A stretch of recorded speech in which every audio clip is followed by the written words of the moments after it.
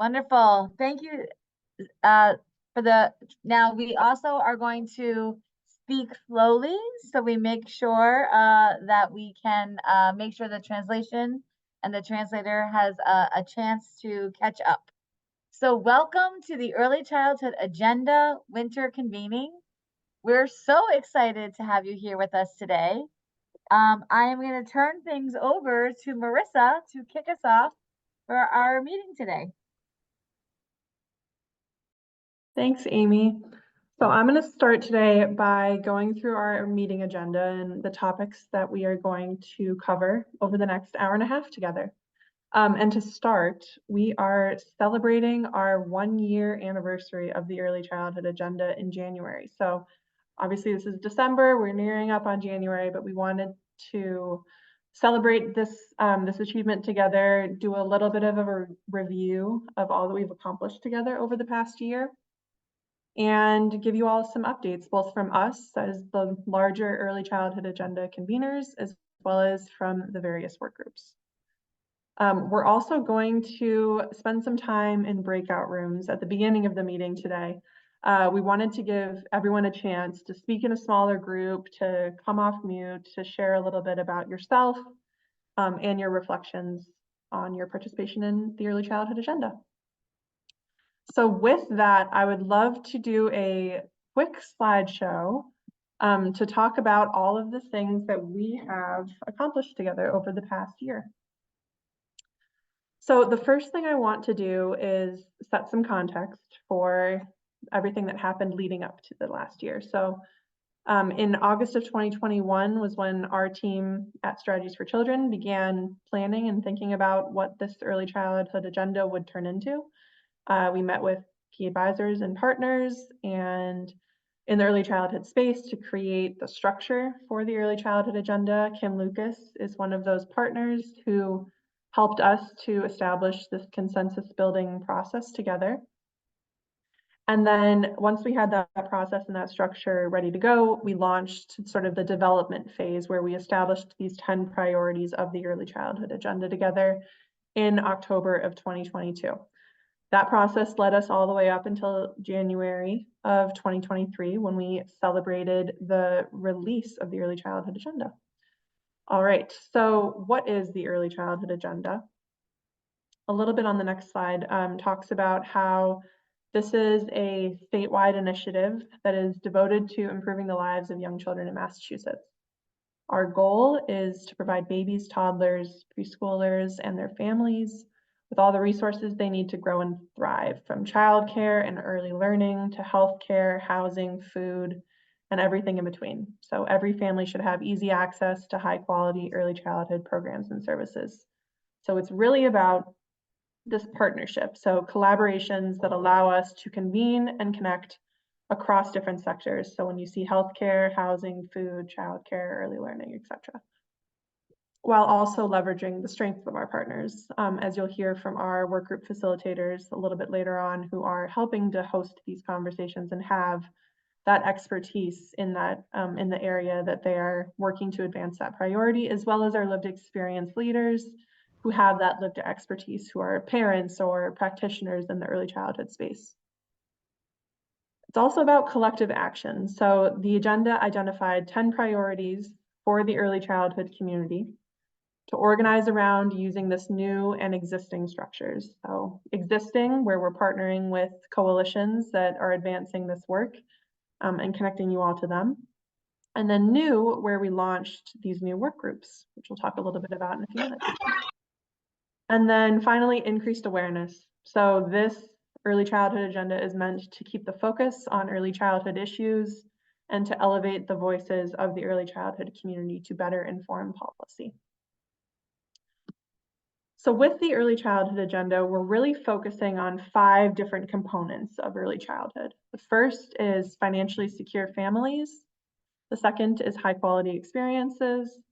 The third is a thriving early childhood workforce. The fourth is a robust system infrastructure and local partnerships. And the fifth is healthy beginnings. So this focus is what we use to establish the 10 priorities of the early childhood agenda. On the next slide, you can see our one-pager, which outlines the 10 priorities, talks about how they were developed, our statewide representation, as well as the representation across the early childhood spectrum. So the number of ones, both parents and practitioners, who informed the development of these 10 priorities. And you can also see where those action areas, those focus areas, where how each priority relates to that focus area. So some of them are focusing on financially secure families. Some of them are focusing on healthy beginnings. And that brings us to the past year and all that we've accomplished together since January of 2023. To start, in January of 2023, we celebrated the release of the Early Childhood Agenda at the Massachusetts State House. So Jeremy, if you want to go to the next slide, we can show that real quick. And here's our video that we created to celebrate the release of this Early Childhood Agenda, and we can link to that in the chat. If you haven't seen it, I highly recommend it. You can hear from our various partners on their perspectives, their participation, as well as their reflections. In March of 2023, we held our spring convening and shared a draft of our plans for structure and engagement. So that's where we really broke out into this structure where we were sort of new and existing partners, where we're relying on partnerships with coalitions as well as these new work groups. We also thought a lot about engagement and what that looks like. And we kind of identified two pathways there. The first being this more relaxed engagement is what we're referring to it now. Thinking about how you can be involved in the agenda, even if you can't come to a direct meeting time, even if you can't be here now today at 12:30, but you can go on to Basecamp afterwards and you can watch the meeting, or you can use Google Docs and you can review the agenda, look through the slides. You can provide feedback over group maps or watch something on YouTube. And at the same time, we also know that real-time engagement is important too. And so we're using our sort of existing partnerships and initiatives within Strategies for Children. So our advocacy network, our 9:30 call, the 9:30 call at night, to find some connections there to host conversations, as well as the partner coalition meetings and the agenda work group meetings. In June, we held our summer convening and finalized our plans after reviewing your input. So we know that a lot of the comments that you gave us at our spring meeting really informed those structural pieces and how we were going to engage partners. And lived experience leaders is sort of the best example of that we heard from you all, that you wanted to see a structural representation of lived experience in the early childhood agenda. And that's where we launched the first work groups. And then in August, we celebrated with Project Bread and the Feed Kids campaign, so our coalition partner, when Massachusetts made school meals for all permanent in Massachusetts. In September, we publicly launched the new website, so you can visit us at www.earlychildhoodagenda.org to learn more about the initiative and to get involved. This again was really sort of a lot of your feedback, a lot of the focus groups that we hosted went into developing this, and we wanted it to be a resource for you all. In October of 2023, we celebrated with the Healthy Families Tax Credit Coalition when the state passed an expanded earned income tax credit and a new and streamlined child and family tax credit in Massachusetts. In November, we launched the remaining work groups and began recruiting for lived experience leaders. And that brings us to now, which is December. So in a few minutes, we're going to move into breakout rooms. And what we'd really like to do is get some reflections from you all over the past year. But to start, we thought it would be great to bring back our facilitator and the host of the Early Childhood Agenda event in January, Mo Barbosa, who has been with us sort of through the initial parts of this process, but hasn't been as involved in the past few months. So wanting to get some sort of initial reflections from you, Mo, hearing what we've accomplished over the past year and any advice that you might have for partners as we move into breakout rooms as they think about this sort of partnership and reflection. Wow, thank you, Marissa. And this is quite the introduction. And also just want to say, so happy to see so many of you join the meeting today. It's been great to hear about the wonderful things that have happened this year.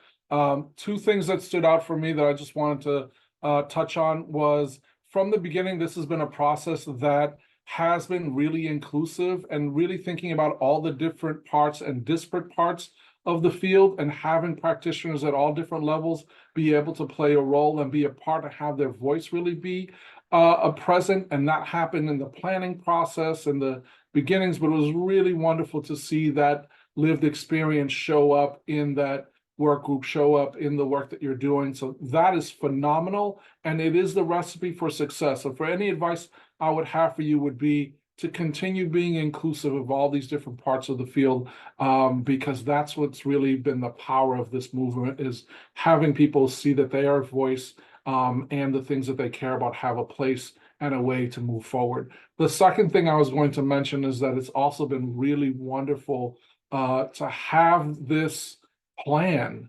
Like, this is what we're doing and working on. And the we isn't the folks who are, sitting in the room with Amy or on the call at 9:30 a.m. or at night. It's everyone, and that everyone has a piece of that, and that you're able to use and engage the partners who are already working in these spaces, and that their leadership is activated for the good of this whole group. So that's been wonderful to see. I can tell you that other fields are a little jealous of what y'all have been doing, and I've been showing to them, like, hey, this is really possible when people work together, listen to one another, and really create a space for everyone to be involved. And when I tell them that 1,000 voices were part of the process in the beginning, they are overwhelmed with how amazing that can be for their fields. This is how amazing it's been for this field. So I'll leave y'all with that. Thank you all. Great to see all the good people here. Keep up the good work, and our children deserve it. Thanks, Mo. And it's great to have you back. I saw a little bit of the dance party at the beginning, which really brought me back to October in developing the early childhood agenda. All right, so what we're going to do now is move into breakout rooms. So a piece of logistics first. If you are relying on Spanish interpretation for the breakout room, what I'm going to ask you to do is you'll be automatically assigned to a room, and then I'll ask you just to leave that room and come back to the main room. We'll continue to have interpretation in this main room, and we'll host the same conversation in the main room. So keep that in mind. All right, so the next piece I wanted to share a little bit is when we move into breakout rooms, we're going to have someone from the Strategies for Children team in each room, and we're going to ask you all to reflect on the past year. We've created a Mentimeter activity, which if you've never used Mentimeter before, it sort of allows you to provide a couple words, a sentence or so of feedback, and then it'll populate into a word cloud, so we'll be able to see everyone's responses populate there. So what we are going to ask you is, what achievements in early childhood are you most proud of from the past year? And that could be anything. It could be, the success of a coalition partner and a campaign that was passed through the legislature. It can be about a partnership, like a new relationship that you've established, or your participation in work groups, feeling like you really provided input into the direction of those work groups, and you were able to sort of steer that ship in one direction. So there's a variety of options there that are all very welcome in terms of reflection. And then the second question will be, if you could only achieve one thing next year, what would it be? So when we think about sort of looking towards the future, what is some of your biggest priorities? What are the pieces that you want to work on? And again, that can be, as far-reaching as we want universal childcare in Massachusetts, to as specific as I want to make sure that I can attend 3, meetings in the evening and make sure that I'm participating in a work group. So we really do welcome all of those pieces. And for the facilitators, they'll go ahead and share this slide deck in the breakout rooms so that you can see those questions again, and then we'll share the link in the chat in the breakout rooms so that you can join the Mentimeter activity. We'll be in there for about 15 or so minutes, and then we will return to the main room and be together again. So with that, I'm going to go ahead and assign everyone to a breakout room. And again, if you're using the Spanish interpretation, please just leave your room and return to the main room. And that's where you will have continued interpretation. All right, thank you all.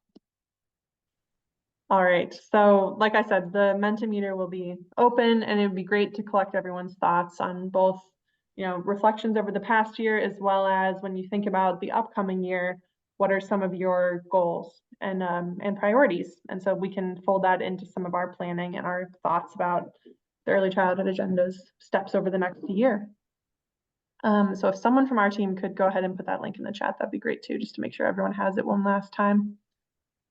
All right, so now we're going to move into a couple of quick updates just from the early childhood agenda as a whole, and then we're going to spend the majority of our time actually hearing from the work groups themselves, both our facilitators, as well as, a lived experience leader if they're here, or just a general member of the work group. So to start, just wanted to give everyone a quick overview of all of the work groups that exist. We have 7 different work groups that are up and running. Well, 6 are up and running. The 7th is coming very soon. We are working on setting up a partnership with Project Bread, and that will be focusing on early childhood hunger. So of these 7 work groups, there are facilitators for each one. So for workforce compensation, the facilitators are Strategies for Children and the Center for the Study of Childcare Employment at the University of California, Berkeley. For work group number 4, the facilitators are from United Way of Massachusetts Bay and Massachusetts Act Early. For work group number 5, the facilitator is Neighborhood Villages. And for work group number 6, it's Edward Street. For work group number 8, it's the Boston Area Reggio Inspired Network. For work group number 9, it's Reach Out and Read and the Child Health Equity Center at UMass. And then finally, for work group number 10, it will be, some form of a Project Bread partnership. We also have some lived experience leaders who have started to join these partnerships and are helping to plan and lead the work groups. So I've listed a few of our lived experience leader partners there. I've also listed the work groups where we are still recruiting for a lived experience leader. So if you are interested, or if you know someone else who is interested, please let us know. Go ahead and private message us in the chat, and we will be continue to recruit for that. Yes. And Marissa, also, can you just give a little bit, we have a couple of experience with this today, but maybe one more sentence about what that role is. Yeah, so what we're doing for each of the work groups, I'll use number 4 because they have everything set up there as an example.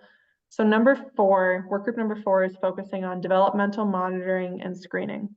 The facilitator is the United Way of Massachusetts Bay and Massachusetts Act Early. So it's Carla and Kate, who you'll hear from a little bit later. Carla and Kate are working in partnership with our 2 lived experience leaders there, Corinne and Laura, to plan meeting agendas, to think about next steps, to develop recommendations. They're sort of the leaders of that work group. So they're the ones that are setting up the plans for the work group agendas and how they're going to be advancing that priority together. So what we're really looking for with lived experience leaders is individuals who can bring that lived experience to the conversation. So most are parents or they are practitioners in early childhood. So they really identify as that number 1 on the Elevating Voices continuum. And then depending on the work group, there's sort of different perspectives that people are looking for. So for our work group number 2, I'll give an example. Marlo is an owner of an early childhood program. We're also going to be looking for, a classroom educator who can bring that sort of individual workforce participation perspective. And then we're also going to be looking for another sort of early childhood professional who works in a different field to bring that perspective as well. Anything else you want me to say about that piece, or we got it there? Great, thank you. And I saw in the chat too, Naomi brought up wanting to remind everyone of what the other priorities are outside of these work groups. And I think that's a great idea. We're going to be talking just a brief overview of what coalitions are working on right now and what they're sort of thinking about as we gear into the next budget. But we can also go back, I think, to a couple slides Jeremy, where I have the structure slide and that has sort of like the outline of all of the different, yeah, you knew exactly what I was thinking. Here we go. So this has all of the different priorities of the early childhood agenda on it. So you can see on the right-hand side, there's the work groups, the 7 different work groups and those priorities. And then on the left-hand side, you can see the various coalitions and the priorities that they represent. We can also, if someone from our team can link to the actual agenda on the website, the priorities page, that will give you an overview of all of the 10 priorities and how they are represented by coalitions and by work groups. All right, we can go back to the other slide. Thank you. All right. And then the last piece that we wanted to share here is meeting dates. So some of the work groups have already got their next meeting on the calendar and some are coming very soon. So you can see the dates there. We're going to get those uploaded onto our events page as soon as possible. And then you will be able to go to those. So if you're interested in any of these work groups and you're not already signed up for them, go ahead and sign up for the work group. That's the best way to make sure that you are getting all of the email communications, all of the notifications about the work group, their next meeting dates, etc. So we'll put that link in the chat so that you have that as well. All right. So now coalition updates. So as I mentioned in our year in review, a couple of our coalitions had really exciting advances over the past few months. So we saw Project Bread establish universal school meals in Massachusetts. We're also working with them to start a listening session about the child and adult food program. So we'll be announcing that very soon, and we're going to be reaching out actually to the work group members to kind of kick off that conversation. So that's going to be the next sort of big activity for that piece. We also know that Project Bread is working on a very large, campaign, and they're thinking about sort of hunger holistically in Massachusetts and how we can address that. So we're waiting for some exciting updates from them in the near future, in the new year. We also saw some exciting updates from the Healthy Families Tax Credit, where they were able to pass some massive, tax relief for families. That was also in our year in review update. The Common Start Coalition is in the midst of planning these, in January and February, they're planning these sort of regional engagement opportunities. If you're interested in attending those, I would recommend going and connecting with Common Start to really get sort of back into our home districts and to think about the representatives and senators that are in those places, that are on the education committee. The early Common Start legislation is currently in the Joint Committee on Education, and thinking about next steps for that piece. So wanting to have some engagement there over the next few months in January and February.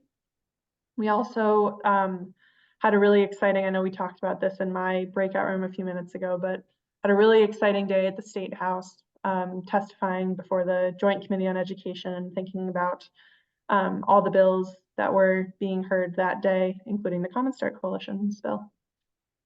And I saw Naomi, you're in the chat as well. So if you want to put in the information for Lift Our Kids Coalition, I know you all have an upcoming lobby day that's on the books and planned, and we can get that onto the event page as well to make sure everyone knows about that piece. And also, are thinking about, like many of these coalitions are thinking about right now, the FY25 state budget. So the next year's state budget process, which kicks off in January with the governor's budget announcement. So most of the coalitions are kind of starting that process, thinking about their budget priorities for the next year and what they're going to be asking for. So with that, I think we're going to transition over into our work group updates. And then, yeah, Naomi, if you go ahead and put some of that Lift Our Kids information in the chat. Perfect. All right, so I'm going to turn it over to Amanda, who can explain a little bit about the activity that we have designed for today and get us going. Thanks, Marissa. Hi, everyone. I'm Amanda. I'll be facilitating this next part of the larger convening today, thinking about our work groups that have already started. And so we'll be using the Sailboat Design Thinking Retrospective. It's similar to Rosebud Thorn, which is what we did at our last convening. And so, Jeremy, if you could head to the next slide. So we're pretending that each work group is a sailboat, and that sailboat has an island or a shore, a goal, an objective, an anchor, something that might be weighing it down, or some challenges along the way, and the wind in their sails, what's keeping them moving, going ahead. So we'll hear from each of the work group facilitators, if they're here, about what their answers to these questions are, and then hopefully from a lived experience leader or just a work group partner, if they're here, just a quick reflection.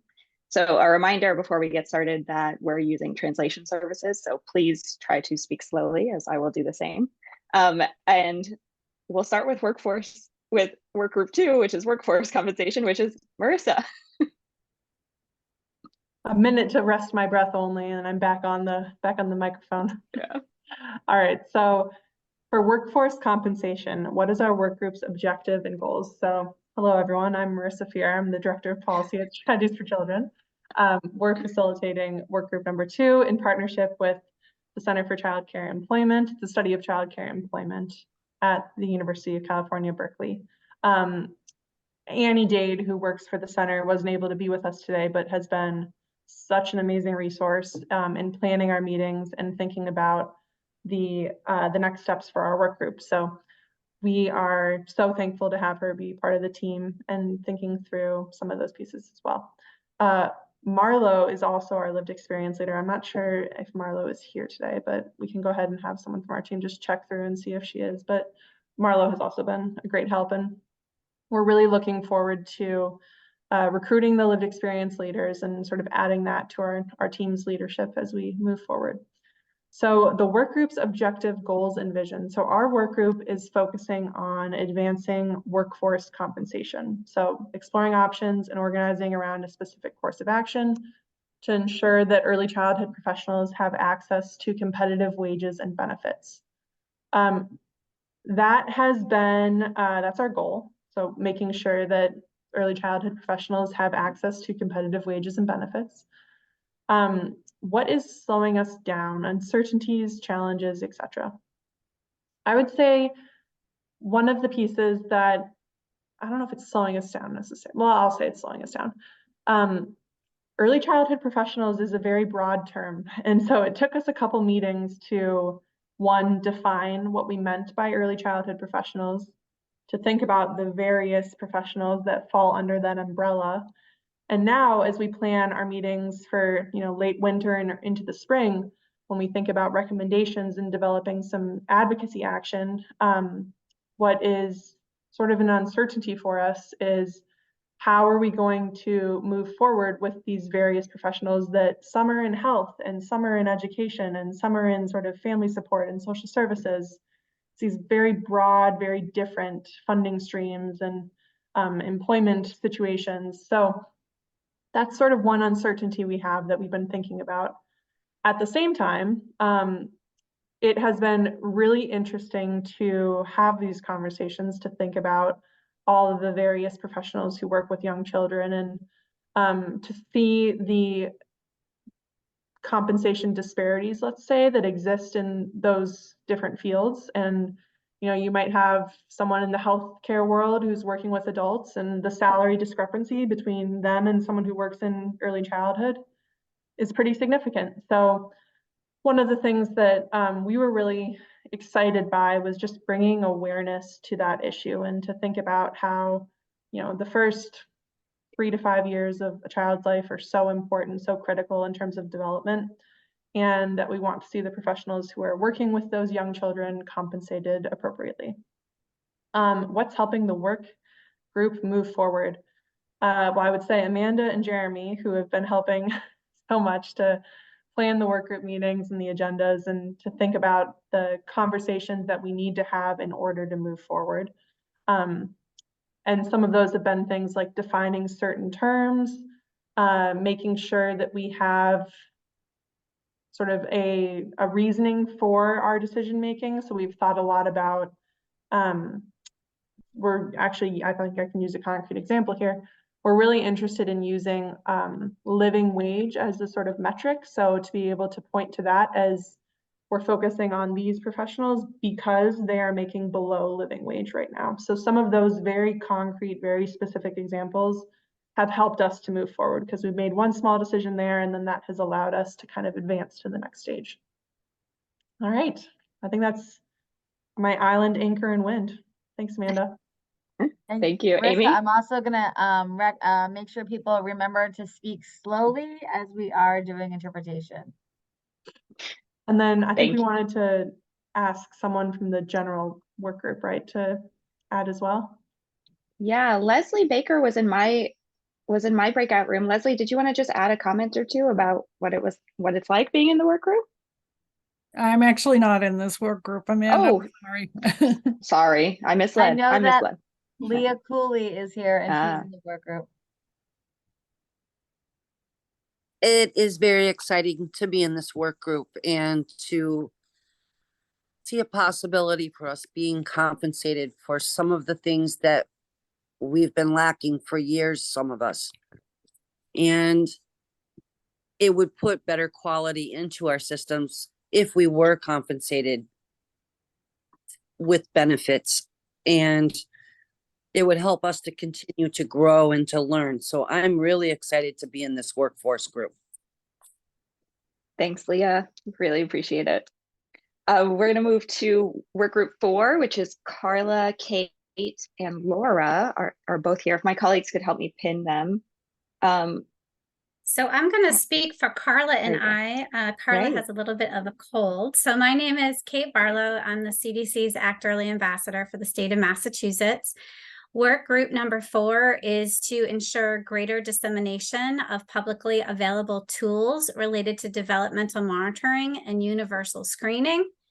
Making sure that they are easily accessible to all children and families. And we are working to develop plans to increase system capacity to support evaluations, connections, referrals, transitions, and timely delivery of services.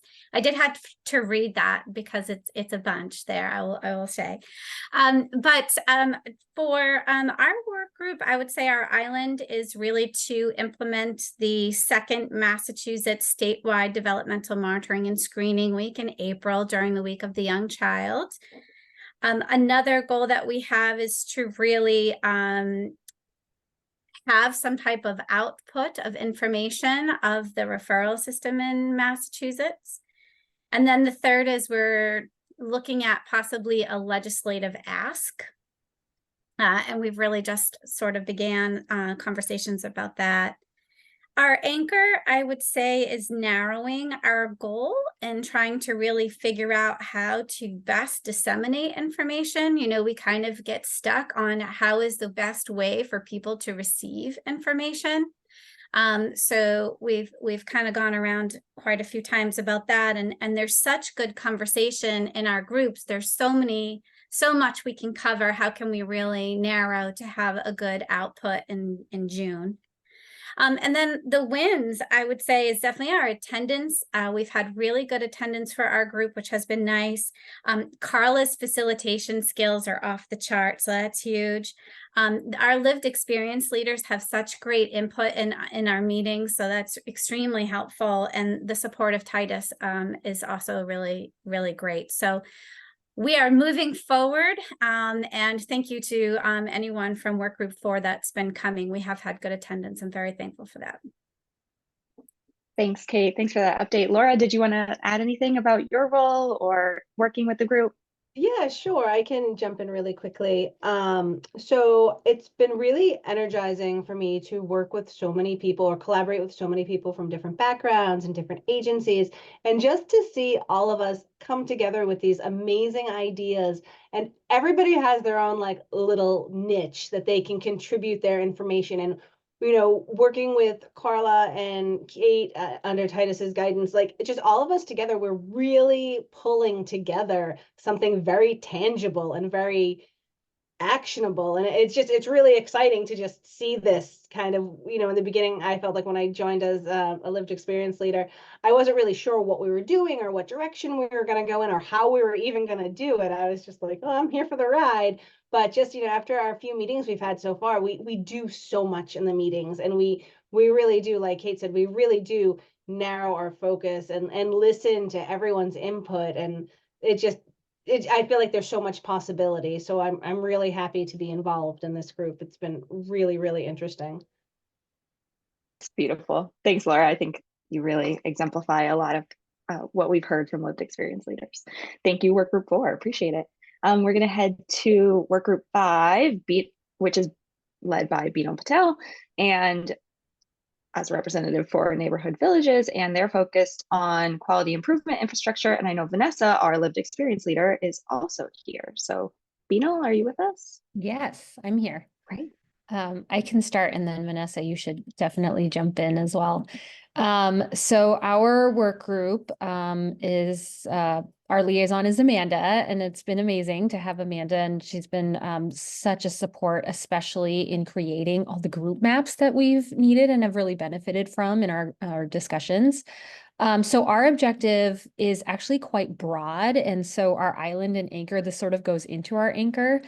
We spent the past 2 meetings that we've had really defining terms in our objective because they're very, very big terms. So our priority is to create a roadmap that articulates the development of comprehensive quality improvement infrastructure and articulating standards of high quality and programming, and then incentivizing participation in the quality improvement through state funding streams. So a lot of really big words there that we have really broken down and defined as a group, including what is the infrastructure? And we did a SWOT analysis on what the current infrastructure is.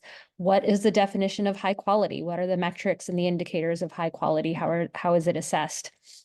And then really, when we talk about a variety of settings and sectors, how are we defining this sector? And in this last meeting, actually, Amanda brought up that work group 2, Marissa, you've done some work around defining the sector. And so we want to collaborate with work group 2 and really bring our heads together in how we're all defining the sector. So that's been both our goal and our challenge, I would say, is really narrowing down this broad scope into really actionable steps. And that's where I think we're going to start in the new year, and really excited about that. And I would say that's what I think is keeping the working group moving forward, is really we're all very excited about what those next steps and what that roadmap can look like.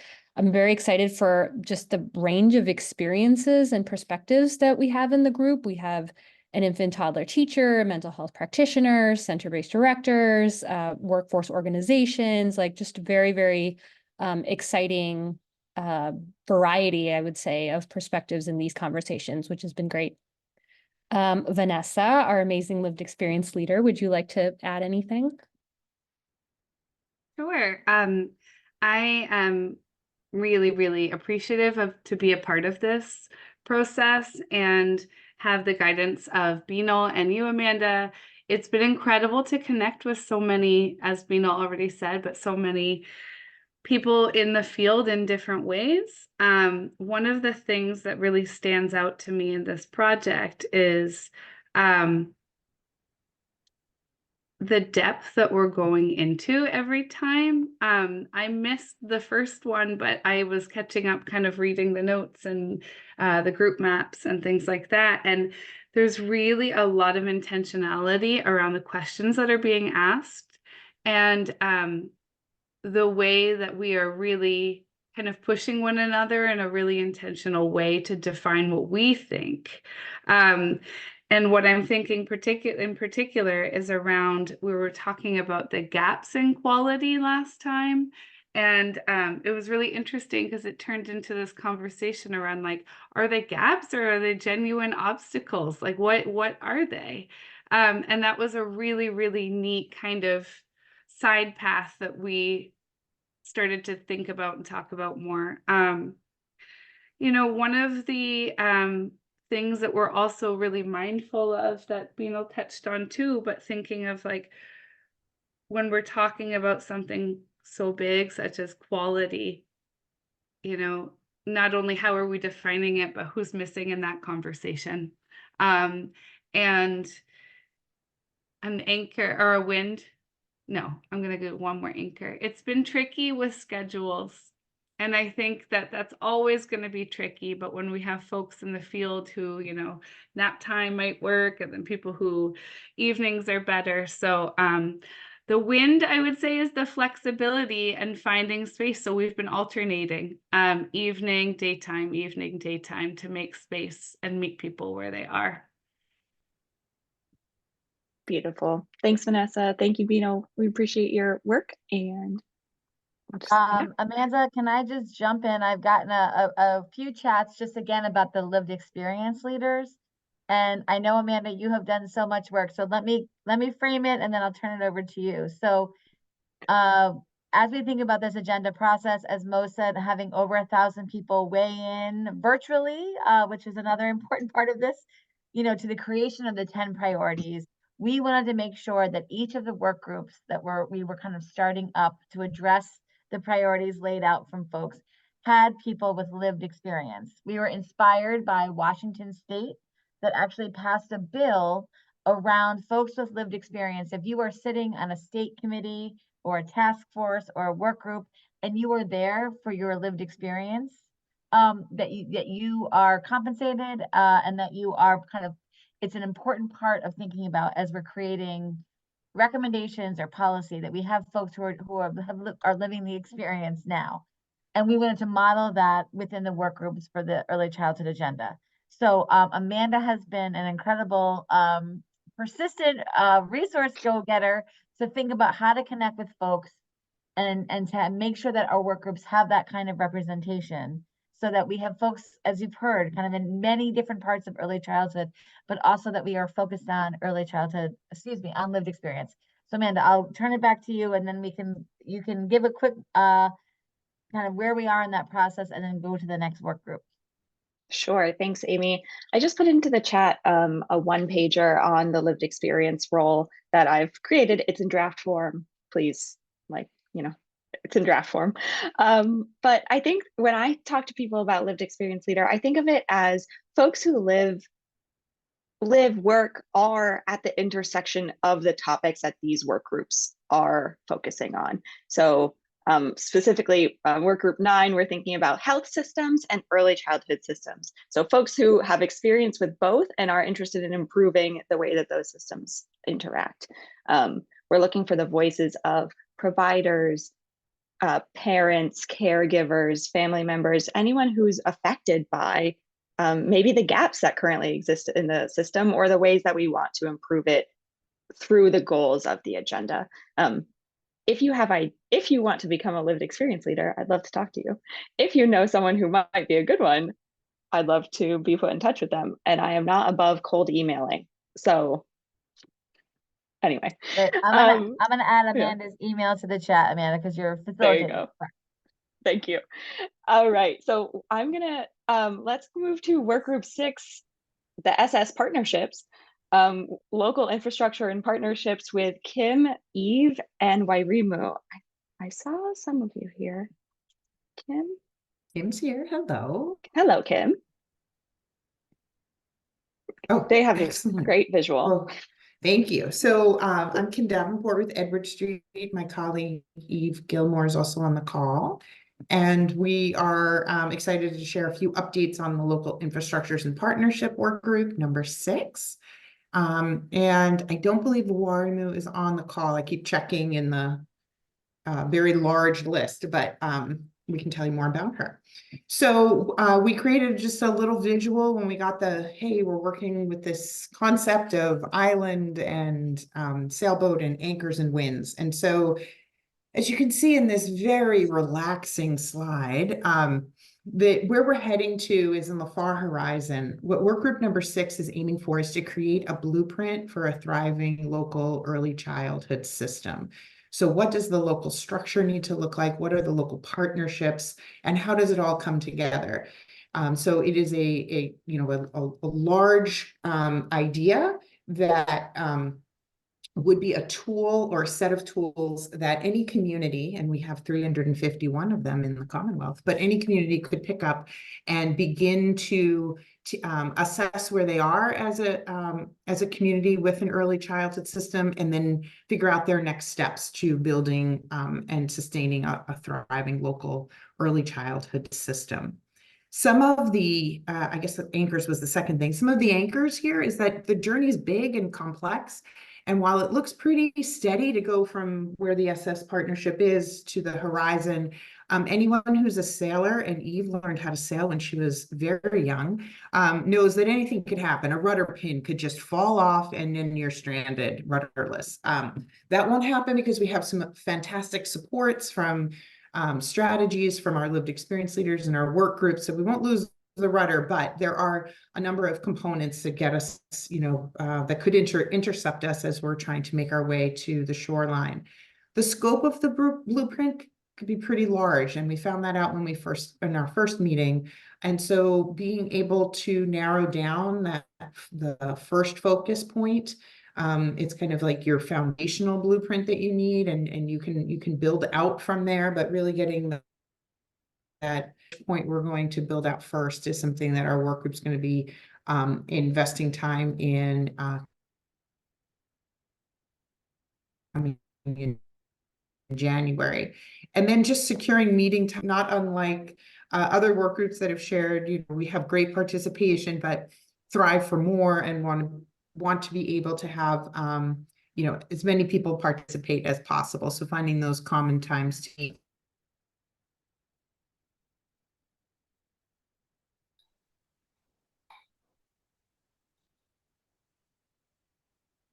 I think we've lost Kim there. Eve, Yeah. did you want to pick up or add anything? Sure. If you Connecting can, the dots, yeah, infrastructure to help families and with young children connect to services. And this is really grounding us in recent landscape analysis work that happened across the state. We're really excited that Melora Balson and Lydia Icky have been part of that research effort, along with folks, Dr. Diane Schindler and Dr. Kim Lucas, who have really advanced the work and the foundational research that we can dive into and build from. We are excited about welcoming Warimu Macharia, who is our lived experience leader. She's really helping us turn some of those insights into action. And we're looking to secure 1 to 2 more lived experience leaders. We want to make sure we've got a wide enough geography so the winds can come from all directions. And we're looking to ensure we have more family representation, because they are the ones searching for these system supports, as well as maybe a family navigator, someone who works directly with families trying to make these connections. And then the third thing that wins at work that we're excited about is that we're able to learn from an amazing array of local examples. We've already started to uncover them in our early meeting through the connecting the dots, infrastructure, landscape. We're learning where there are things that communities have done that have worked and that we can fold into our blueprint. So we're very excited to learn from those local examples. Eve, anything to add? No, I think the diversity of our group is very helpful to us. And as Kim said, we're about to start to pace out inviting some different communities to come to the table and share where they've been and what they're building. And I think that's going to really incite some pretty deep and rich conversation going forward. So we're looking forward to moving from our first 2 meetings into meeting every month, and that'll help enrich the process as we go forward. Thanks. Wonderful. Thank you, Kim and Eve and the SS partnership. We're going to move to Hillary. Hillary O'Doy is the facilitator for the public education campaign. And I know that Patty, the lived experience leader, is also here. Liz is also here too, Amanda. Oh, So it's wonderful. Liz I'll pin all Hallgrell of and you. Patty. Yeah. Great. They're both here as well. Thank you so much, everyone. Hi, I'm Hillary O'Doy. I'm with Barron, which is the Boston area Reggio inspired network. I'm going to try to remember to talk slowly because I talk very fast. Actually, Jeremy, can we take down the slides so we can see everybody? It was great to just have that flash. Yeah, that was nice. There we go. Great.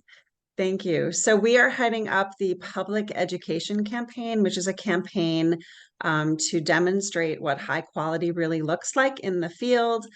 We have only had 2 meetings, October and November, so we are really excited to be, I'm sorry, November and December. We're very excited to be kind of picking up the momentum for January and kind of zooming in a little bit more closely on some of our goals. We've been just talking about our January 19th meeting is at 3 p.m. So we are alternating between 3 p.m. and 7 p.m.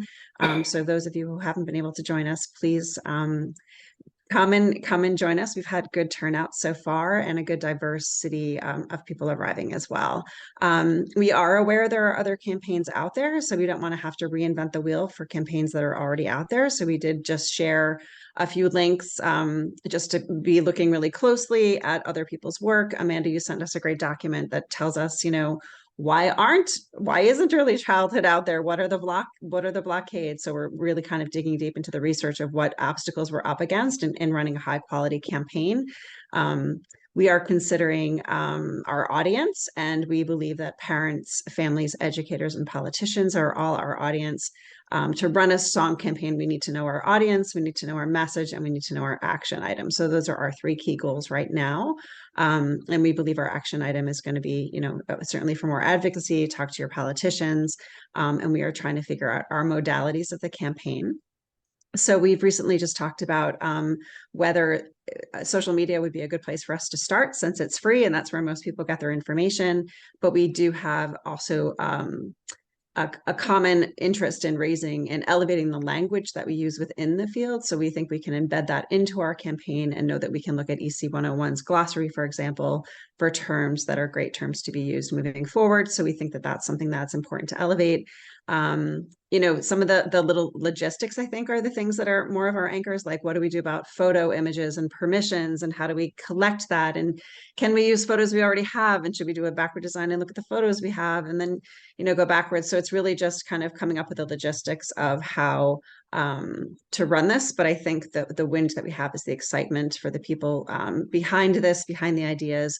We think we want to come up with 5 very succinct, very clear messages through the group map work that we're doing to kind of see what comes up and what people in our group. There's 31 people signed up to be part of this number 8. So we want to get their input, even if they've not been able to join us, to, you know, figure out what are if we were going to do 5 key messages about quality, what do they look like, and how do we succinctly word those, and where do we put them? So we're really excited for January's launch, to kind of get past the holidays and to get our focus reshifted towards coming up with some kind of acronym slogan if we're starting our own social media campaign, how we're going to link that to strategies. All the logistics are working themselves out right now. So we've had a good turnout. We've got some great ideas on the table, and we're excited to keep them moving forward with some strong wins, I think, behind us. There's some motivation here for sure. Liz and Patty, I don't know if you have anything else to add. I think covered most of it. Or Marissa. Marissa's our leader. She's been amazing. So thank you so much, Marissa. Feel free to jump in. Yeah, I think just Liz and Patty, if there's, why don't we see if Patty has anything to say first, and then we can go to Liz. Thank you. I'm just excited to be part of the team. I have been living in 2 countries for the past 3 months, but as of January, I'm staying here, so I'll be more focused on that so I can get more hands-on.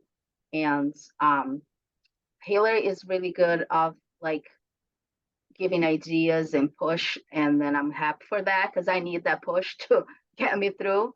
So I look forward to working with them. Thank you. Thanks, Patty. Liz, anything to add?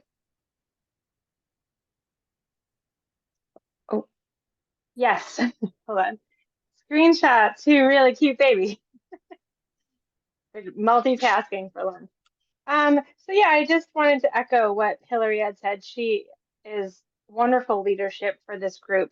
I think the common theme that like I'm hearing from the other work groups that like I find is just like the narrowing down, because there's so much information and so many people have such valuable input, and like what is it that we want to highlight? How is it that we want to go about it? So I would say like things that are going great is we have a great leader, and we have some really important work to do, and people are sharing some really exciting ideas.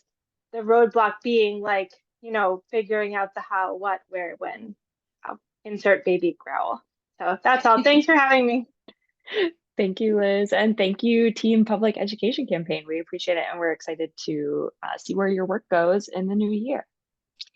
Last team up, I think it's just Janet from the team here. Janet, are you with us? I am, yes, Janet Boswell. Excuse me. I'm with Reach Out and Read, and my colleague Alex Chu and I are joining forces with Allison LeBlanc, who is from the Child Health Equity Center at UMass Memorial. Neither one of them could be here today, but they trusted me with this. And I didn't bring any visual aids, but our subject is strengthening the tie between the healthcare and the early education and care sectors. And we have had 2 meetings so far. Our goal ultimately is to have a model of seamless integration between the 2 sectors. And it is, if I'm picturing the island is really far in the distance right at the moment. Some of the challenges, the anchors that we've run into is that it's really hard to think about this issue in a digestible enough piece that we can tackle it in the amount of time that we have, just because there are so many, it intersects so much with huge structures like the healthcare financing system that we have no control over. And the other, I would say the other major anchor is understanding who needs to be in the room. We haven't had any luck so far with recruiting lived experience leaders. And quite frankly, our turnout at our last meeting was a little discouraging. So we need to do more to get the word out, and in the new year, more to get the right people in the room. It's hard to imagine tackling this issue without a potential major category of implementer, which is pediatric primary care providers. And this is a particularly bad time, I personally found, to approach them and ask them to take on additional major projects like this, because they're all kind of rope-a-dope from COVID and from all of the sequelae of that, understaffing, overstressed. But our first round of reaching out to lived experience leaders in the healthcare sector has been fairly, people have been really interested in the work and really enthusiastic about the fact that we're doing it, and completely overwhelmed and unable to personally get involved. So I'm really grateful for the tools that we can share with them about how they can interact with everything in Basecamp without actually being able to attend another meeting on a regular basis. So that's been great. And Amanda has been really helpful in our trying to do a landscape analysis of where have people tried to make these 2 sectors work together in the past, what have been some of the challenges, what have been some of the successes. And that's been a really useful way, I think, for us to approach the conversation. But we're really looking, like everyone else, we're really looking forward to digging into this more at the beginning of the year. Thank you, Janet. We appreciate it. I know that the lived experience leaders has been a challenge, but I thank you everyone for sharing your updates from the work groups. I hope that if you're not yet involved in a work group, that hearing from the facilitators and the lived experience leaders makes you more excited about jumping in. And even if you're not able to attend every meeting, or honestly any meeting, signing up for the materials via the sign up link that I'm sure has been in the chat multiple times will allow you to go back and rewatch them. And any participation is really appreciated. And I hope that anyone who's keen on joining can see that some work groups are a little bit further along than others, and that's just fine, that we are here to support here, we, the SFC team, all of you participants are here to support the process that all of the work groups are going towards their goals in 2025 and beyond. So an appreciation, a thank you to all of our facilitators, all of our lived experience leaders, and I'm passing it on to Marissa for some next steps. Thanks, Amanda, and thank you all for sharing updates. It's even great for us. I think we're probably the most connected to all the different work groups. We get to hear these updates occasionally through our staff meetings, but even for me listening to that for the work groups I'm not a part of, it was really great to hear some of those updates and what everyone is working on. All right, so with about 5 minutes to go here, the last thing we have in the agenda is just a couple quick updates, and then we have some, buffer time for question and answer if there's anything. So the first piece is, as Amanda sort of shared there, get involved. So join a coalition or join a work group. We put that link in the chat there, so you can go ahead and click on that. And as she mentioned, if you can't make it to the meeting times, that's okay. Basecamp is there to be a resource. It really is, once you get into the application, it really is pretty intuitive to work on. You can see all the different folders. You can see all of the various recordings and documents as they start to draft. The other thing that we wanted to share with you all today is that we are planning our spring convening for May of 2024. And we are planning for an in-person meeting in Worcester, Massachusetts. So we're really excited. We don't have a formal save the date quite yet, but we'll get that out to you very soon. We really want to, have an opportunity for us all to come together in person again, like we did last January. And we thought Worcester, Massachusetts, being right in central Mass, right in the middle of the state, would be a great location for that. So the date that we are looking at right now is May 8th of 2024. So we'll go ahead and get that save the date formalized and sent out to you all. And we'll go from there. Worcester, the heart of the Commonwealth, bus from Boston. I like it. These all sound like good ideas to me. So with that, we have a couple minutes left here. We wanted to just give some extra time for question and answer. We can go ahead and take down the slides and just see if there are any last reflections or questions that folks have that they'd like to elevate for the whole group right now. And Amy, if you have anything else to add, feel free. Sure. It's so exciting to be here. I just want to share the Mentimeter, which is hard to see.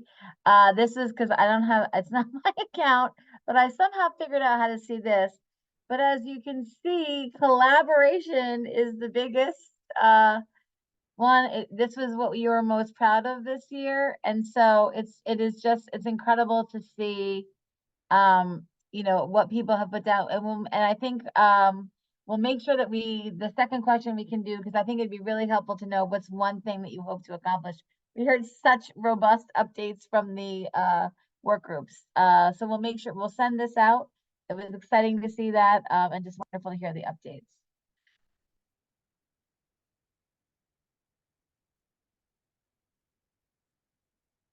Kelly asked, our to-do is to go to Basecamp and add notes. It's also to sign up for a work group. We'll kind of put those links back in the chat. And I think we've heard some groups need lived experience members. We also, I think the intersectionality of this work, we've been pushing ourselves at strategies for children about not just thinking about early education and care, but thinking broader. So thinking about all the places where we need to have people weighing into this process. And anyone can come live and share. The chat has been great. We will save the chat, follow up on the chat. It's always so helpful, especially in a Zoom experience. Any other last reflections?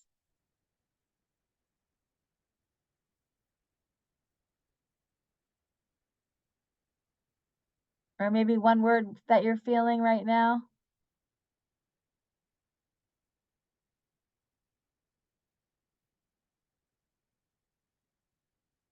Edna, what's one word? Come on, 9:30 call spirit. You're hopeful, motivated. Edna, what are you feeling? Inspired? Oops. Inspired and overwhelmed. Great. Glory Divine, how are you feeling?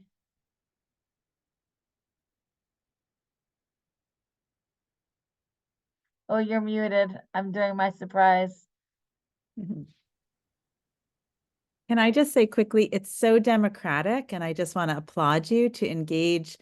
It looked like there were like 80 people on this call, and to sort of open up the window into what everyone is doing. I've just never been part of a process that is so thoughtful and so inclusive. And so it just feels like all of us as early childhood members are like at the table. It always feels like there's an inside group that's making all the decisions.